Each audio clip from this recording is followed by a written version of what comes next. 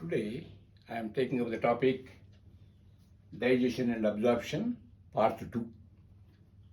I am discussing about digestive glands.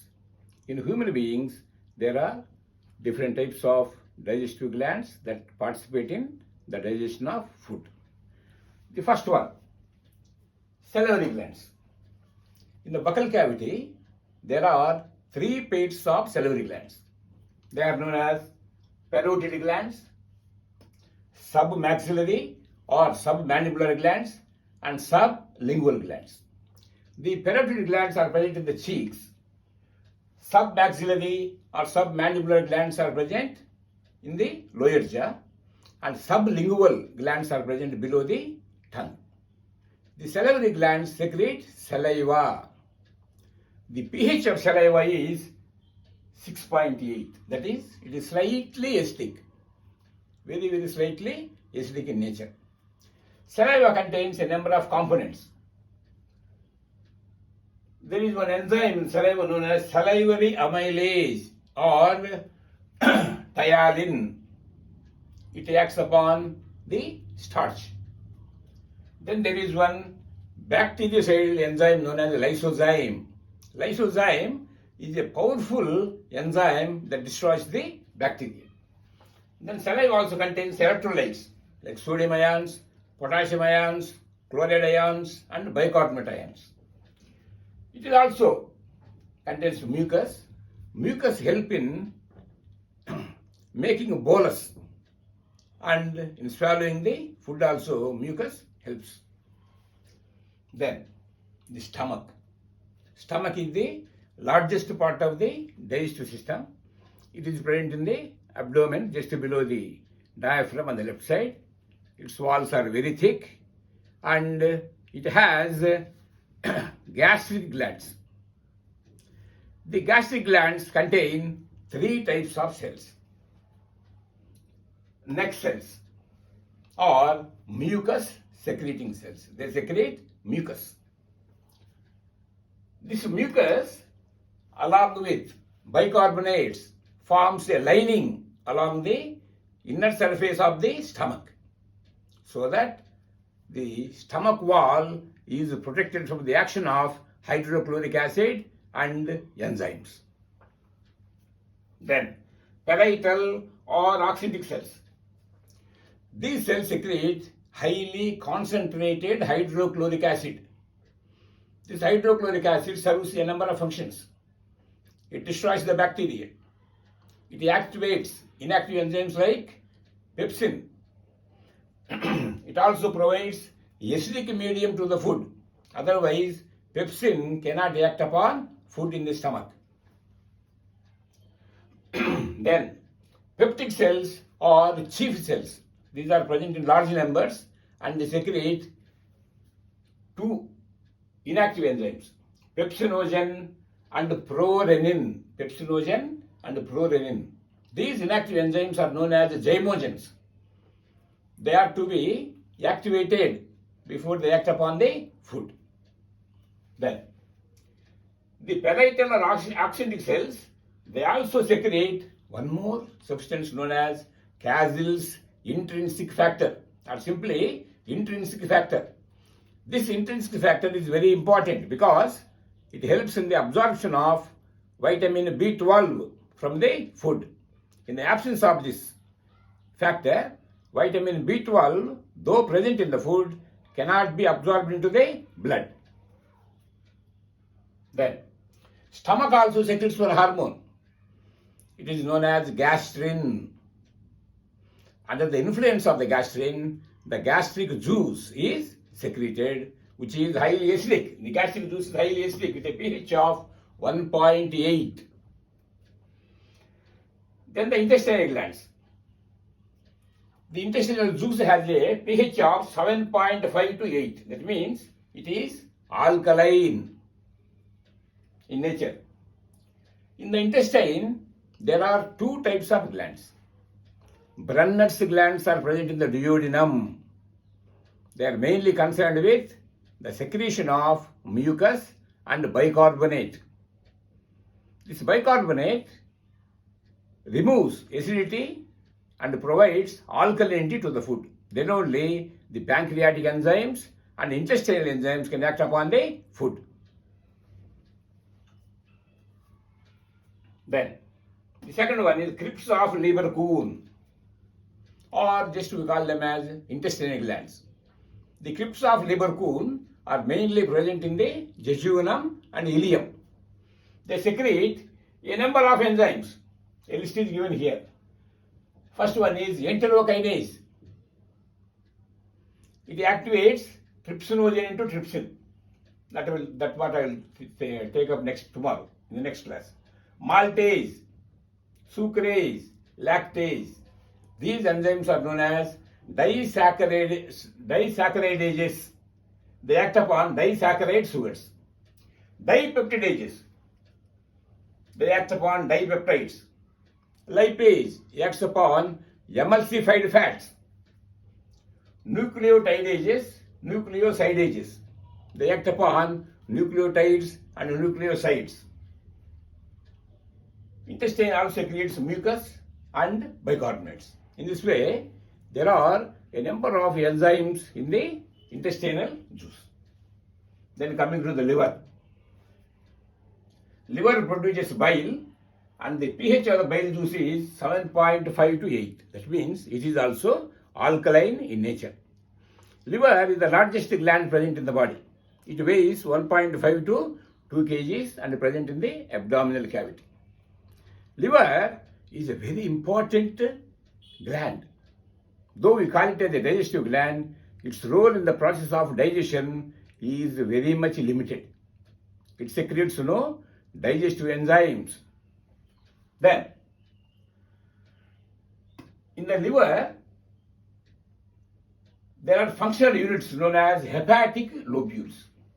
Small lobules known as hepatic lobules constitute the liver, and in the hepatic lobules, the hepatic cells or liver cells are arranged in the form of rows. The hepatic cells are polygonal in shape and they are arranged in rows. And these hepatic cells secrete bile juice. The bile juice secreted by the liver cells is stored in the gallbladder. I will come to the bile juice later on. Then, each hepatic lobule is surrounded by a connective tissue sheath known as Glissen's capsule. So all the hepatic lobules are surrounded by Glissen's capsules. Then, from the liver lobes, hepatic ducts arise and they open into the gallbladder where the bile juice is stored. Then, from the gallbladder, here I have drawn gallbladder, this is gallbladder. From the gallbladder, a duct arises, this is called cystic duct. The bile ducts join the cystic duct. As a result, a common bile duct is formed. This is the common bile duct. This common bile duct, before opening into the duodenum, joins with the pancreatic duct. Then they are together known as hepatopancreatic duct. The hepatopancreatic duct opens into the duodenum. The opening of the hepatopancreatic duct is surrounded by a sphincter known as sphincter of Oddi. Sphincter of Oddi regulates the release of pancreatic and hepatic juice into the duodenum. Then, bile. I have told you it is alkaline with a pH of 7.5 to 8. Bile contains a number of substances. Bile pigments. Biliverdin, bilirubin are known as bile pigments. They are waste products formed due to the destruction of RBC in the liver. These pigments are released into the duodenum and they go out along with undigested food. They provide color to the feces. If the liver is not functioning properly, these pigments accumulate in the blood and cause a disease known as jaundice. Then bile salts. Bile juice also contains bile salts. These are very important. There are two important bile salts: sodium taurocholate, sodium glycocolate. Their function is to emulsify fats or lipids. Emulsification means breaking down of large fat molecules, globules into smaller globules. Otherwise, lipase cannot act upon fats. So, the bile salts break the lipid globules into smaller globules, and upon those smaller globules, the enzyme lipase acts upon. Then, bile salts also help in the absorption of digested lipids. They also participate in the absorption of fat-soluble vitamins. There are some fat-soluble vitamins, A, D, E, like that. Then, bile also contains cholesterol. Excess cholesterol is discharged into the alimentary canal. Then in the bile juice, there are also bicarbonate. The bicarbonate removes acidity to the food and provides alkalinity. Then, liver stores glycogen. Glycogen is known as animal starch. This is the reserve food.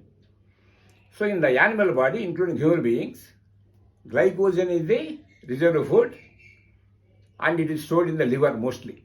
Some of the glycogen is also stored in the muscle, but much of the glycogen is stored in the liver. Then, glycogenolysis, glycogenesis and glyconeogenesis also occur in the liver. These are very important points. Glycogenolysis means glycogen lysis, breakdown of glycogen. If the glycogen is broken down, glucose is formed. So, during glycogenolysis, glycogen is formed. Glycogenesis means synthesis of glycogen. If there is excess glucose in the body, that glucose is converted into glycogen. Glyconeogenesis. Here, synthesis of glucose from non-carbohydrate substances like proteins, fats, etc. So all these things take place in the liver. In the liver, there are Kefir cells, which are a type of macrophages. They engulf and destroy harmful bacteria. Liver also denatures alcohol and removes alcohol and drugs from the body. Liver has also another important function. Deamination, synthesis of ammonia, synthesis of urea and synthesis of uric acid take place in the liver. So in this way, liver has so many functions, but its role in the process of digestion is very much limited. Then, pancreas. Pancreas is present in the loop of the duodenum. Duodenum is a U-shaped loop-like structure, and inside the loop we find the pancreas. Pancreas is a cream-colored gland, and its secretion, pancreatic juice, has a pH of 8.4.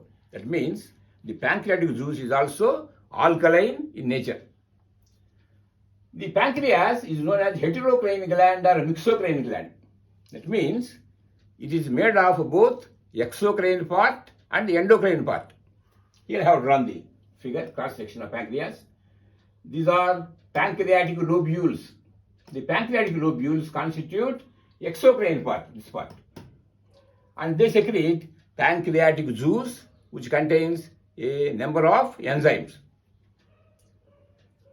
These are islets of Langerhans. Islets of Langerhans constitute the endocrine part.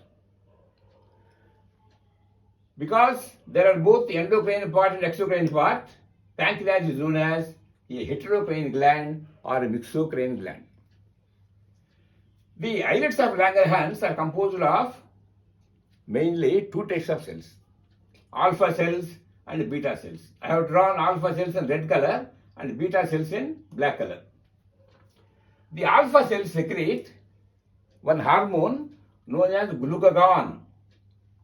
Glucagon is a hyperglycemic hormone. Hyperglycemic means increasing the sugar level. Whenever the blood glucose level falls down,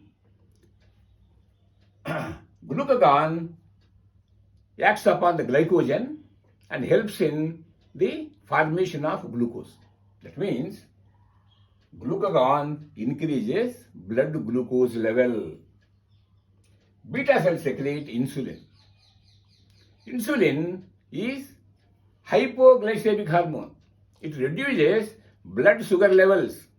Whenever the blood sugar levels go up, it pumps the glucose into the cells, and it also participates in the conversion of glucose into glycogen. In this way, these two hormones work against each other. Their function is just opposite. So glucagon and insulin, they are known as antagonistic hormones. Antagonistic hormones. We will be studying more about them when we take up the endocrine system. Coming to the exocrine part, it is made of pancreatic acini. The pancreatic acini secretes pancreatic juice, and the pancreatic juice I have told you has a pH of 8.4. The enzymes present in the pancreatic juice are trypsin, chymotrypsin, amylase, lipase, DNase, RNase, and there are also bicarbonates and mucus. So in this way, there are various types of digestive glands, and they secrete different types of digestive enzymes. The next class will study the action of these enzymes on the food, and also we'll study tomorrow about the absorption of digested food into the blood. Thank you.